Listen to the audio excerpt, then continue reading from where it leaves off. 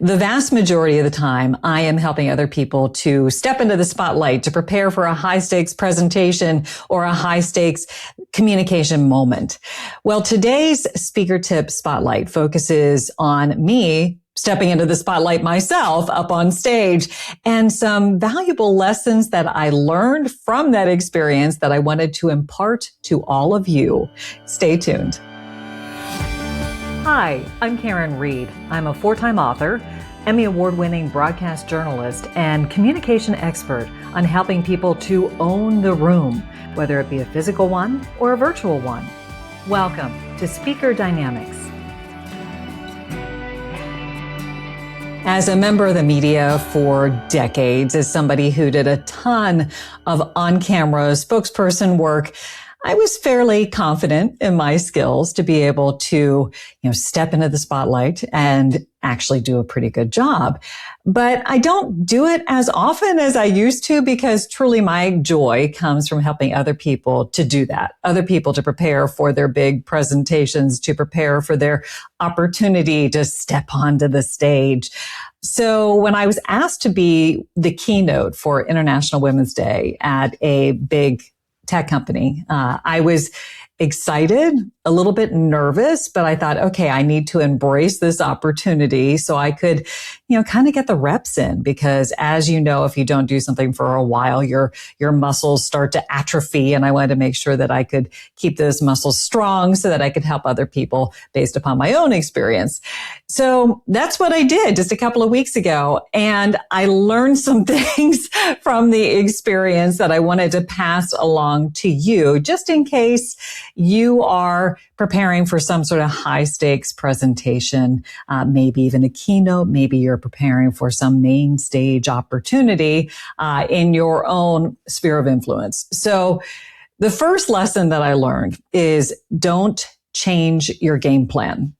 So I had planned to do a tech check, which I always advocate doing in advance. And I had it set up for the day before, and I was going to go in and just kind of get a lay of the land, like where are the seats? What's the stage like? Where are the slides if I need to see them? Are there confidence monitors? What's the whole setup?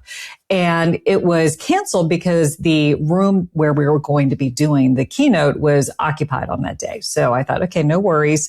I'll just show up early. And I did, which was great. Showed up about an hour before the actual keynote. And I had plenty of time to kind of figure out what was going on in that space. But what I realized was they had a different setup for my confidence monitor. So confidence monitors are things that only I can see as the speaker and the audience cannot. And oftentimes what it will have is an option to have your slides and your speaker notes. Now, I will tell you, I don't use speaker notes the vast majority of the time because I like to be able to think about the overall story I'm trying to tell and come up with the words in the moment, because I feel like I'm able to deliver the message with conviction, rather than articulating words in a certain order. But on that particular day, the way they had it set up is the slides were there, but also my speaker notes. And I thought, maybe I'll try using my speaker notes today just for fun, because I had written them out in order to make sure the client knew what I was presenting and that it aligned with the message that they were trying to deliver to the audience that day. So I take the stage and things are going pretty well, but I found myself being a little bit thrown off because I was trying to read the speaker notes that I had on the one monitor, which I never ever do. And there was one word that I was trying to grasp out of thin air, which I thought, I think it's on the speaker notes. Let me see if I can find it. The word was authorization. And I kept on thinking authentication.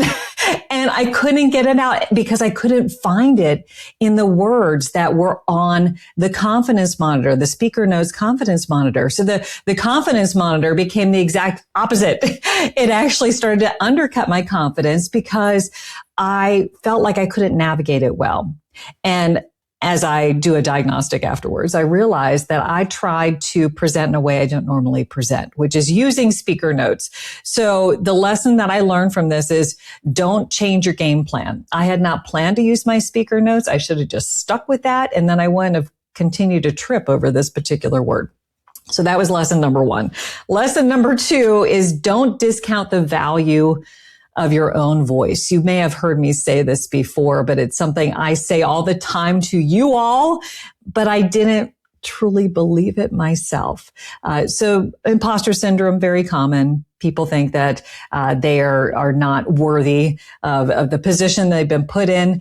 When I was named the keynote of International Women's Day, I'm like, am I really appropriate for this? Like I definitely had some imposter syndrome around it. And I wanted to make sure that I could do justice to the day and inspire people, but I found that a little bit uncomfortable. My comfort zone is teaching people things that they can apply themselves, and more like, I don't know if you can say like hard, soft skills, but things that are very strategic and very specific.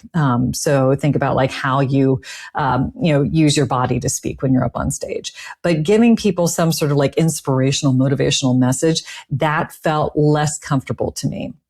But I challenged myself to rise to the occasion, and I came up with a whole give to gain, 3 things that allow you to give and then gain something in return, which was the theme of International Women's Day. And I liked how it turned out, but I wasn't sure if it was going to land.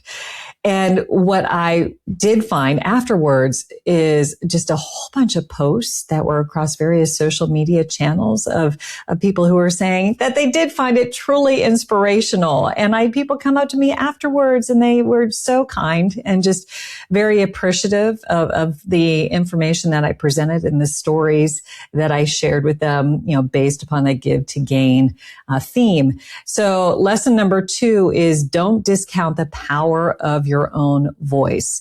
I am certainly not a superhero, but I think that my stories were relatable. And I think oftentimes the more relatable your stories are, the more inspiring they are. So the third thing that I learned is truly strategic and one that violated a rule that I always give to others, which is don't wear a sheath dress if you are going to be speaking up on stage. So here's the reason why. I loved how it looked. I felt comfortable and confident in it. However, I was wearing a microphone, and the way a wireless microphone often works is you have the actual microphone itself, which sometimes it's over the ear. Sometimes it's something that you have like a lavalier, like I don't know if you can see it right now, but it's this little thing right here. And you can clip that onto your clothes. But there is another component that can cause issues. That component is the battery pack. So I had to put a battery pack somewhere on my body that would allow it to stay put. And if you can imagine, I'm wearing a sheath dress, and the battery pack is about this big, and you can put it on the back of your dress, right? But it just kind of like sticks up in the back of your hair. It doesn't look good. I opted to hang it on my Spanx, which I was wearing underneath my dress. So yeah, we're talking about authenticity today. That's indeed what happened. And so I had a very kind friend who was working at the company with me, and she said, hey, let me help you to do this. So we went into a different room. I got the battery pack placed on my Spanx, hanging off my Spanx the way I needed it to, and went out on stage. And because I do believe that being relatable makes you more inspiring, I shared it with the audience where precisely the battery pack was. But here's the lesson learned. Don't wear a sheath dress because if you have something that can clip onto a waistband, then you don't have to phone a friend or call in a friend and have them help you situate it on your Spanx inside your sheath dress. So these are the lessons that I learned. I hope that they somehow will help you if you are ever in a situation where you are stepping out on stage. And it was a great experience overall. Hey, one quick thing before you go. If you want to see the sheath dress that I'm talking about, you can go to speakerdynamics.com/bonus content. And I'll put a few pictures up there from the actual keynote, and you can see the dress and see if you can figure out where the battery pack is. So once again, if you want to check it out, it's speakerdynamics.com/bonus content to see some pictures of that dress that I'm talking about. And perhaps you can figure out how I was able to finagle it so that it hung just out of sight from the rest of the audience. Have a great day, everybody. Thanks so much for listening. Until next time.